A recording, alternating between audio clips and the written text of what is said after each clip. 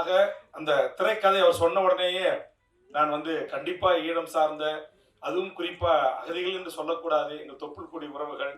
ஆனா இந்த சென்சாருக்காக என்ன செஞ்சிருக்காருன்னா, இந்திய வம்சவழி தமிழர்கள் இங்க வர்ற மாதிரின்னு சொல்லியிருக்கிறாரு. அது இந்திய வம்சவழி தமிழர்களை காட்டிலும் அந்த மண்ணின் பூர்வீக குடி மக்களான என் ஈழத்து உறவுகள் தான் படகுகளிலே இங்கே வந்து போராளிகளாகவும், கரும்புலிகளாகவும், கடற்புலிகளாகவும், வான்புலிகளாகவும், உலகத்தில் எந்த ஒரு இனத்தின் விடுதலை போராட்டமும் இத்தனை படைகளையும் கொண்டு, வான்புலிகள் என்று சொல்லக்கூடிய விமானப்படை, தரப்படை, கப்பல் படை என்று அத்தனை படை கொண்டு ஒரு விடுதலை போராட்ட இயக்கம் உலக அரங்கில் விடுதலைக்கு போராடியது என்று சொன்னால், அது எம் தமிழக தேசிய தலைவர் மேதகு வேலுப்பிள்ளை பிரபாகரன் என்ற மகத்தான தலைவன் தலைமையிலான அந்த விடுதலை புலிகளின் இயக்கம்.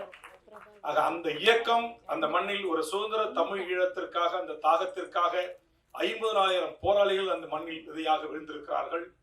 ஒரே நாளில், ஒரே வாரத்தில் 1,76,000 மேற்பட்ட மக்கள் கொல்லப்பட்டிருக்கிறார்கள். நேற்றைய முன்தினம்தான் இதை குறித்து செஞ்சியிலே பல்லாயிரக்கணக்கான உறவுகளை திரட்டி இதற்கான ஒரு நினைவேந்தலை நான் நடத்திய போது வேதனையின் உச்சமாக சில வார்த்தைகளை நான் அந்த நிகழ்விலே பேசினேன். அந்த உடனே அண்ணன் திருமாவளவோடு அதை குறித்து நான் பகிர்ந்து கொண்டேன். இன்றைய தமிழ்நாடு முதலமைச்சரிடத்தில் 4 ஆண்டு காலம் தொடர்ந்து சட்டமன்றத்தில் வலியுறுத்தி இருக்கிறேன். அப்படிப்பட்ட அந்த கருத்து தான் இங்கே வாழ்கின்ற எமது தொப்புள்குடி உறவுகளான ஈழ உறவுகள் ஒரு 2 சென்ட், 1 சென்ட், 1/4 சென்ட் நிலம் வாங்கி தங்க பேர்ல பதிவு செய்ய முடியாது. உழைச்சி ஒரு இருசக்கர வாகனம் வாங்க முடியாது.